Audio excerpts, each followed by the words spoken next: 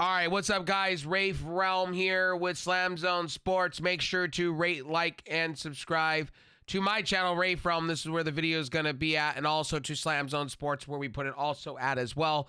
Also on Trovo and everything else. We're also on Twitch. We're also got a Facebook happening here soon. We got a lot of things happening. Fatal and I are putting a lot of work in. Make sure to check our main channels out down below in the description of this channel.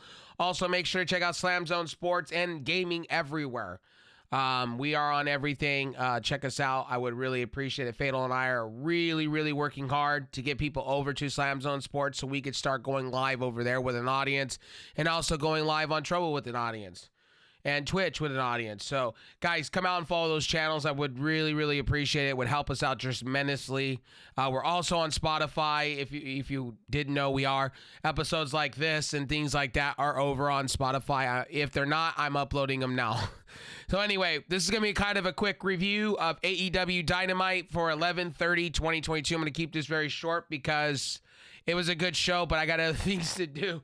And I got to get to an Impact review, and then we got Rampage tomorrow. Then I got to get to NXT at some point because I watched it, and I forgot to review it. I was so busy streaming on my main channel. So anyway, AEW Dynamite. I got to say MJF kicked ass and chewed bubblegum. His whole promo was good. I enjoyed it royally. What he did to William Regal kind of sets up for William Regal to be written off TV while this contract dispute happens with AEW and whatever, who's bidding for who. Rumor has it he may be going back to WWE. That's why they did it. Or IE. So we don't know those answers. You know what I mean? We'll know in a month's time where William Regal wants to go. And, you know, money is on the table. You know, he was really good for WWE. I wouldn't be surprised if he went back. Or if he continues with AEW, can continue the combat BBC, the Blackpool Combat Club. That's cool too. They kind of set it up for that. And also set up a feud for Danielson and MJF. It just set it up for that, which is cool. You may see Danielson maybe win the Dynamite ring, or you may see Ricky Starks get 2 opportunities at the belt. I don't know. But I do like the direction they're going with that feud. MJF killing it on the mic. I can't say this enough. When he's a heel, he kills it. It's really good when it comes off. It's fantastic. Cannot complain. Love the new BBB belt. It's perfect.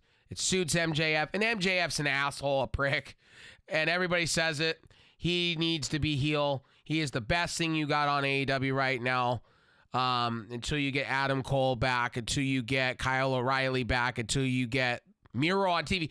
I'm going to say this every week, guys. Miro. You show him in your vignettes when you show off the show. Dynamite, Rampage. Why is he not here? You're blasting him on TV and promoting him, but you ain't putting him on TV. That's disgusting. You know, I just don't get that. Jon Moxley addressed the people early on in the show. You got a brawl between him and Adam Page. Perfect feud to have Jon Moxley in. That could turn into a TNT belt.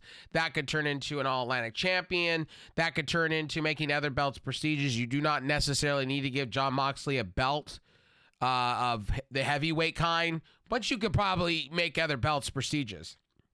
Or this can go into Ring of Honor's final battle for something, you know? You never know what these people, what Tony Khan is thinking. But it could turn into a million things. Jon Moxley is Universal. He signed a multi-year deal. You can put him in places that, that work. You know what I mean? And it works out well. And Jon Moxley's a versatile wrestler. You can put him in any type of slot and he'll do what you need to do. Same with Adam Page. Adam Page is universal. You could pencil him in any which way you want it to be. So that's good there. I mean, they fought in and out of the arena. It was pretty good. In the ring, they had security, stuff like that. Bryan Danielson and Dax Hardwood goes for the match of the night. Dax Hardwood should be nominated for Wrestler of the Year. He has been putting on these great matches. I know the rumor has it with FTR, their contracts are up in April. They said they may take a break for a year. Money talks. I think AEW should keep them. They said they were also going to do the indie scene. They said they were hurt. They can get a contract extension with AEW. Tony Khan will pay them their money. And another thing is, who do you replace FTR with? I think they bring in the Briscoes. I know Warner Media and that are not excited to have them on television, and they've been kind of, part of my language, they have been, cock blocked technically from the company. Because, Discovery Media, because of what happened 13 years ago, which I think is ridiculous. You should bring in the Briscoes and have the Breton pass as them being the top guys in AEW. But they're signed to a Ring of Honor contract. You also got the Kingdom standing there, so they can go either way. Matt Taven and Mike Bennett are really good too, so you could pass that baton either way. But this went on really good. Chop Central with couple pile drivers, reversals, sharpshooter, dead into the bell lock, 1, 2, 3, or tap out. Daniel Bryan wins or Danielson wins. Danielson, I think you need to push Danielson now since he's talking about retiring. You push him to the moon and back, get him a title, and put him out in style. If he is going to retire in the next couple of years, that's what you do. He said he's going to go to a part-time schedule as well. Samoa Joe versus AR Fox. AR Fox is great talent. AR Fox has been around since Lucha Underground days. He was in NXT for a minute. He's been floating. Honestly, to be real with you, great match. Showed off both men's abilities. Samoa Joe looks like an animal, looks like a monster. That's what you need. That's what you need for the TNT belt. Now, this whole Wardlow thing, Wardlow looks really dumb to me. I could care less for Wardlow right now. Wardlow has been looking like an idiot on television. I just don't care for him. The crowd's into him. Some people are into him. That's great. I'm just not. And it shows. It shows. Samoa Joe is better on the mic than Wardlow. But it's going to be Samoa Joe and Wardlow for something. And I don't know if it's going to be the TNT belt or the Ring of Honor championship or television championship. Then you got a vignette by the Book of Hobbs saying he's coming for what's rightly mine. Is he coming for the TNT belt or the Ring of Honor championship? So I think Samoa will drop one of them. I think it will be the Ring of Honor one, too. Probably Will Hobbs eventually down the line. Will Hobbs suits Ring of Honor personally for their weekly shows. I don't think he should be on TNT, on AEW Dynamite, or Rampage until he fully develops his character. I still think he's a little green, but I think down the line he could be pushed. I think Ring of Honor, they're going to have it kind of like a main roster NXT kind of deal. I think that's what AEW is kind of going for at this point. And after Final Battle, we're probably going to get an idea of where their television deal. It'll probably be on something Discovery, Warner Media, one of the bigger channels for Discovery or Warner, somewhere there. I could see it on Discovery. I really could.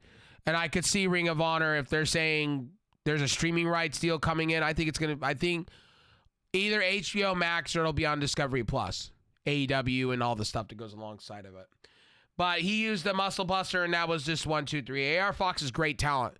The splashes he does, he's a bigger lucha kind of guy that you can rely on. I think I see very good future things, and I saw that in NXT, and I also saw that with other things. So there's that. Then we got MJF as the world champion. He hit William Regal again with the brass knucks. William Regal being written off of TV what it looks like for now because of contract disputes. Should I stay or should I go now? That's going to be the $1 million question. Willow Nightingale versus Anna Jay. Willow Nightingale should be going after the TBS title at this point. She is really good. I remember her in Ring of Honor. The match was good. Typical Anna Jay match. Typical. It was a power bomb thing that she does, or it's like a Falcon Arrow kind of deal. Anna Jay is good talent, but just not ready for the big times right now. Anna Jay's still green. Ty Mello is still green. And, again, then you got to see Ruby Soho, which I really like to see. I'm glad to see Ruby Soho is healthy, because Ruby Soho was hurt really bad. So she's been out almost a year, or at least 6 months. So it's good to see Ruby Soho back in a good capacity, healthy, doing the moves she needs to be doing. Ruby Soho could be something in AEW. Where you put her, right now you have her feud with Ty Mello, and then you probably have Ruby Soho, maybe Shariah, maybe you have something of the range. Shariah, we're getting an interview on Friday, tomorrow. I know I'm a little late with this review. Then you had Ricky Starks and Ari Daivari. The Daivari is being treated, and he was treated well in NXT and cruiserweight division and things like that. Here in AEW, he's being treated like jobber status. Must be getting paid to be a good jobber, but he shouldn't be a jobber. He's a great cruiserweight, X division kind of guy.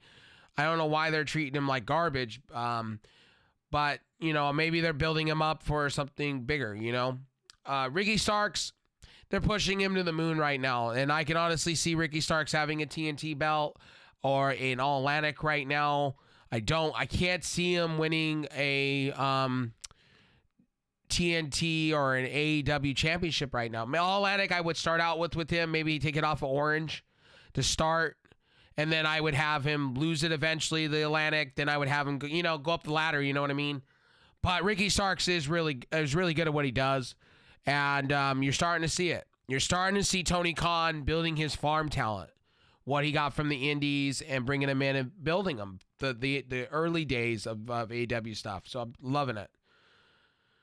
Let's see here. Jay Cargill, this was the worst part of the night. I do not care for her TBS championship thing. Kara Hogan, where are you at? I think that's what they're setting up for. Kara Hogan's great talent. She was great in the WWE. I think she was in NXT for a period, and she was great in Impact. She shined in Impact. And the thing is, you got Athena coming up as a heel on Dark, which is really good stuff. Gets Mercedes Carrera. I could see really Athena winning that belt and kind of bringing in Ring of Honor into a new era of women's division. I could see that. Jay Cargill's just garbage. Anything Jay Cargill does is garbage. I'm just sorry to say this at this point. They need to take that belt off of her. It's getting worse and worse and worse by the day. Glorified the women's TNT belt's becoming a 24/7 title, and it should be prestigious. You're selling it as prestigious. It should be prestigious. I'm just saying. I'm pointing this out. She comes out with the baddies and says the baddies recognize me or whatever. I'm the baddest bitch. And you're not. Jay Cargill, you are... That's what you are, Jay Cargill, to me. You're garbage. You're trash. You're everything and above. You make women's wrestling look terribly bad. And what you were wearing, you say you're about children, you say you're about kids and being a superhero, but you're wearing like thongs and looking like a stripper. That ain't TNT belt or TBS belt worthy.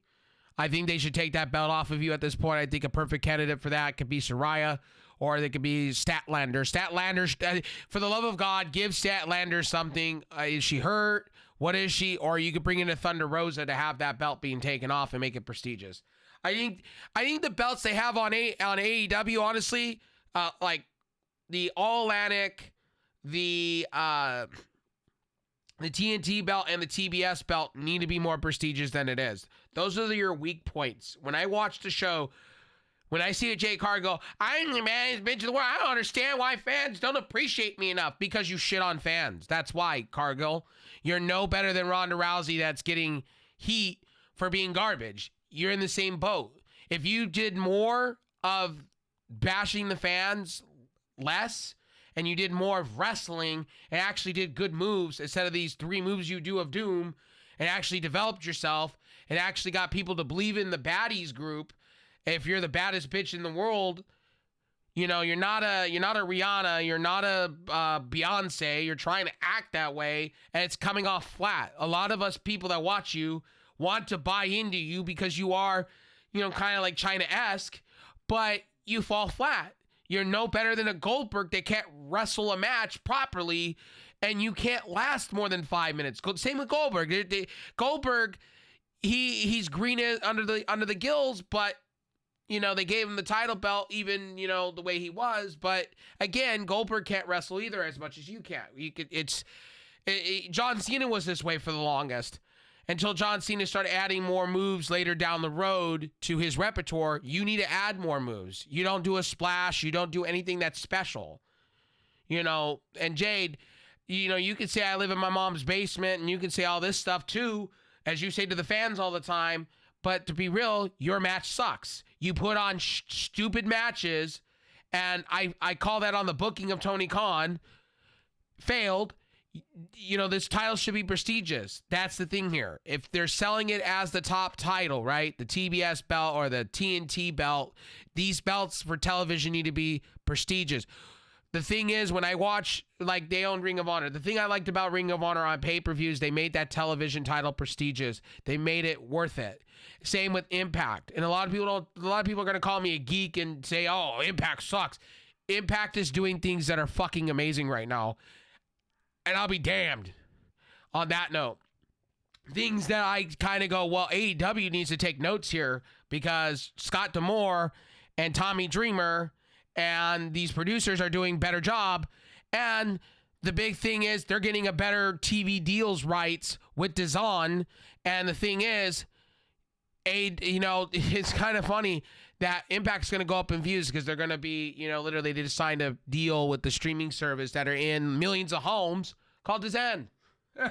DAZN. You have to pay for it, though. But anyway, enough of me talking. Jade, garbage. Dead Triangle and the Elite, again, going into it, the Elite did win this one. Carry On My Wayward Son was played regularly, so that squashes that they're only going to do it once in a while. Dead Triangle tried to do the same thing with the hammer. It didn't go the way they wanted it. And 1, 2, 3, the Elite did win that. And it was high flying. One of the best matches out of the series. This could go anywhere. I hope they keep the belt on Death Triangle, really. You really hope that happens, but I don't think that's going to happen. But, hey, they're putting on so many matches so it doesn't look like the Elite are just going to come in and walk in and win. You know what I mean? So the next one is in Winter is coming in 2 weeks. The show was good with some down parts, but for the most part, I would have to give this show like a B-. It wasn't as bad. I think it was better than Monday Night Raw. From watching a little NXT, I feel like it was better than NXT's Go Home show, honestly. Or I think 2 weeks from the Go Home show. Anyway, I will talk to you guys later. Make sure to rate, like, and subscribe, and I will see you guys on the next video. Peace out. Hope you enjoyed this review. And, yeah, make sure to rate, like, and subscribe. See ya.